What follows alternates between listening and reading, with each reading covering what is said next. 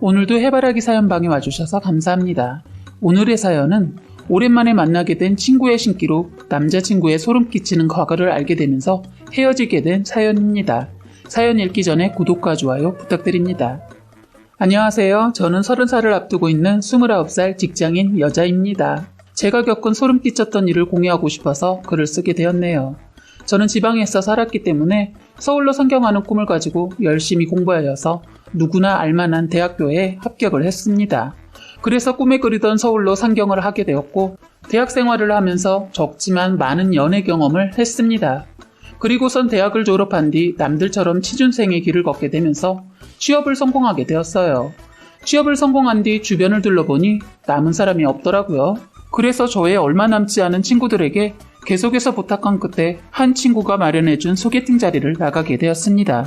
소개팅 자리에서 만난 남자친구는 짧은 시간이었음에도 불구하고 외적으로도 내적으로도 괜찮은 사람이라는 것이 느껴지더라고요. 남자친구도 제가 마음에 들었는지 그 소개팅 날 이후로 저희는 계속해서 만남을 이어가게 되었고 정식으로 만나게 되었습니다. 그렇게 남자친구와 만난 지 8개월쯤 되었을 때 고등학교 때 정말 친하게 지내던 친구에게서 연락이 왔더라고요.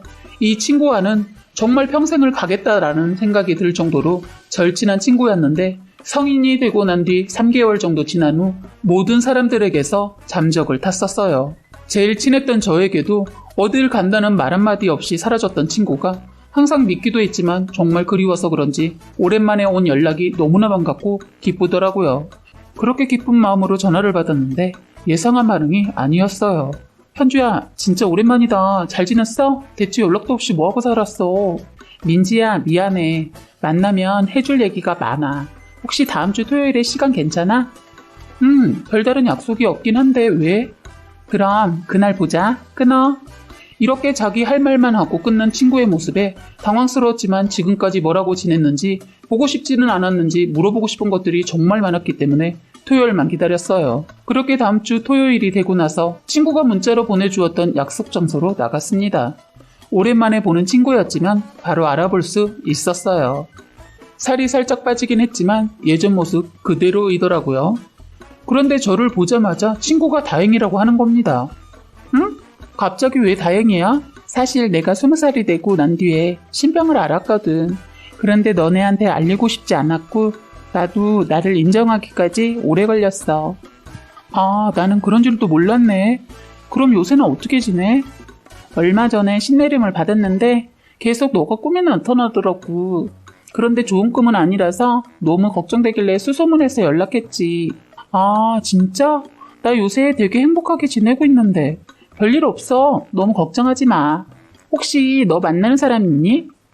그건 왜? 그래? 그러면 다음에 남자친구분이랑 다 같이 한번 보자. 이렇게 얘기가 잘 끝나고 여태까지 있었던 일을 이야기하면서 정말 즐겁게 하루를 마무리했었어요. 그런데 현주를 만나고 일주일 뒤쯤부터 계속 이상한 일이 벌어지는 겁니다. 그때쯤부터 남자친구와 결혼 이야기를 주고받기 시작했을 때쯤이었어요. 저는 회사와 가까운 곳에서 자취를 하기 때문에 그날도 출근을 하기 위해서 걸어가는데 강아지들이 저만 보면 엄청나게 짖어대더라고요. 그때까지는 별 생각 없이 오늘 강아지들이 되게 많이 짖는구나 라고 생각하고 회사에 도착을 하고 업무를 봤습니다.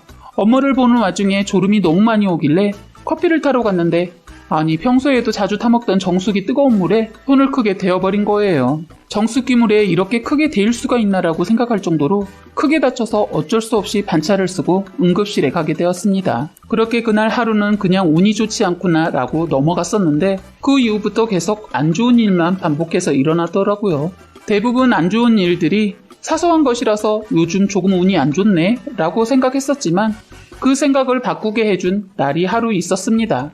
그날도 어김없이 걸어서 출근을 하고 있었는데 갑자기 제가 걷고 있는 대로변으로 택시 한 대가 담을 넘고 저를 쳐버린 것입니다. 크게 다치게 되었던 저는 결국 입원을 하게 되었고 핸드폰을 켜보니 현주에게서 부재중 전화가 떠 있더라고요. 그제서야 저는 현주가 계속해서 제가 꿈에 나온다는 말이 기억이 났고 바로 현주에게 전화를 걸었습니다. 민지야, 너 어느 병원이야? 제가 다쳤다고 하지도 않았는데 바로 병원을 물어보는 현주의 말에 놀라서 무의식적으로 제 병원을 이야기해줬더니 30분 만에 병원에 도착하였더라고요. 현주의 상태를 보니 엄청 급하게 나왔는지 모자와 마스크를 쓰고 슬리퍼만 신고 달려온 모습이었어요. 저는 정말 깜짝 놀랐습니다. 왜 그래? 왜 이렇게 급하게 왔어? 내가 다친 거는 어떻게 알고? 너가 미신 같은 거 이런 거 잘 안 믿는 거 정말 잘 알고 있는데 이번 한 번만 들어주라. 고등학교 때부터 친했던 현주는 제가 미신을 잘 안 믿는다는 것을 알고 있었기 때문에 제발 한 번만 믿어달라며 사정사정을 하더라고요. 그래서 알았다고 우선 이야기해보라고 했습니다. 그 뒤로 들려오는 말은 다소 충격적인 내용이었어요. 현주의 꿈속에 처음 나왔던 저의 모습은 정상적인 모습이었다고 합니다. 그래서 현주는 민지가 잘 지내고 있어서 다행이다라고 생각을 했다고 해요. 그런데 하루하루가 지나갈수록 꿈속에서 나오는 제 모습이 점점 수척해지면서 미친 여자 마냥 막 웃는 모습이었다고 합니다. 문제는 하루가 지나갈 때마다 달라지는 저의 모습 뒤에 보이는 어떤 형태가 점점 선명해지고 있었다는 것이라고 해요. 그래서 걱정이 된 나머지 저의 번호를 수소문해서 찾아보았다고 합니다. 그렇게 실제로 만난 저의 모습은 멀쩡했기 때문에 다행이라는 이야기가 먼저 나왔다고 하더군요.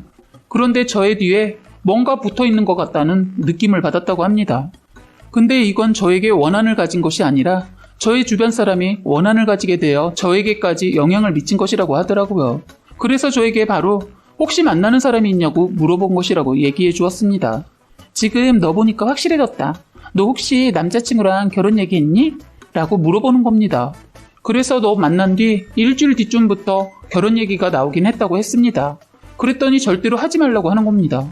사실 친구의 말이 정말 소름 끼치고 무서웠지만 7년이 넘게 보지 못했던 친구보다는 현재 저를 너무나도 사랑해주는 남자친구가 더 신뢰도가 높았기 때문에 우리 둘 사이를 왜 갈라놓으려는 거지? 라는 생각이 들어 화가 났었습니다. 근데 그런 저의 속마음이 보였는지 현주가 한마디 하더라고요. 그래, 7년 만에 나타나서 이렇게 하는 얘기 바로 믿어줄 거라고 생각하지 않아. 그러면 혹시 내가 해달라는 대로만 해줄 수 있을까? 진짜 그렇게만 해주면 더 이상 참견하지 않을게. 라고 하길래 솔직히 저도 이야기를 들은 이상 찝찝했기 때문에 들어보고 결정한다고 했습니다. 그런데 생각보다 원하는 게 간단하더라고요. 그냥 남자친구한테 너 몇 년 전에 있었던 그 일 내가 다 알고 있으니까 사실대로 얘기해. 얘기 안 하면 내가 너 끝까지 쫓아다니면서 괴롭힐 거야. 라고 한마디만 해달라고 하더라고요. 그래서 그냥 알겠다고 하면서 한마디 하고 나면 더 이상 제 연인 사이에 참견하지 말아달라고 했습니다. 그렇게 병실에서 현주가 있는 바로 앞에서 남자친구에게 전화를 걸어 똑같이 한마디 뱉었습니다.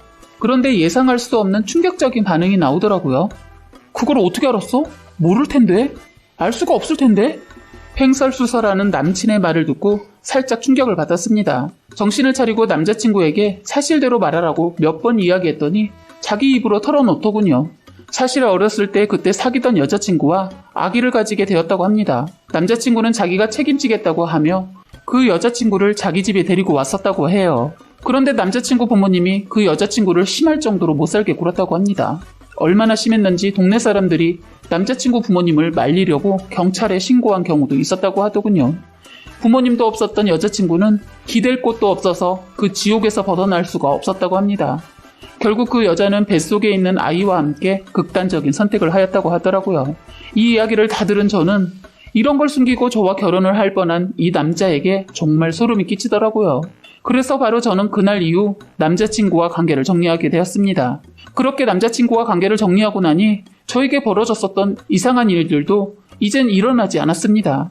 현재는 저를 먼저 찾아와 걱정해준 현주에게 정말 고마운 마음을 가지고 자주 만나고 있어요. 알다가도 모르는 게 사람이라는데 제일 큰 실수를 사람으로 할 뻔했네요. 혹시라도 다른 분들이 궁금해하실까봐 후기 사연 남겨드립니다. 그러면 남자친구였던 그 사람은 어떻게 되는 건지 현주에게 물어보니 그 남자는 계속 결혼을 결심할 때마다 원한을 가진 그 여자친구령이 상대 여자를 괴롭히고 떨어뜨려 놓으려고 할 것이라고 하더군요. 저는 어릴 적부터 조상이 돌본다는 이야기를 들어왔었는데 현주가 저에게 그래도 수호령이 한 분 계셔서 그날 조금이라도 무사할 수 있었던 것이라고 했습니다. 아마 제가 그날 수호령이 안 계셨다면 그 자리에서 즉사하였을 것이라고 하더군요. 미신을 별로 좋아하지 않았던 저이지만 이번 계기를 통해서 그 세계를 잠깐이나마 체험하게 되었네요. 종교는 자유있지만 조심해서 나쁠 건 없다고 생각합니다. 오늘의 사연은 여기까지였고요. 구독과 좋아요, 알림 설정 부탁드리겠습니다.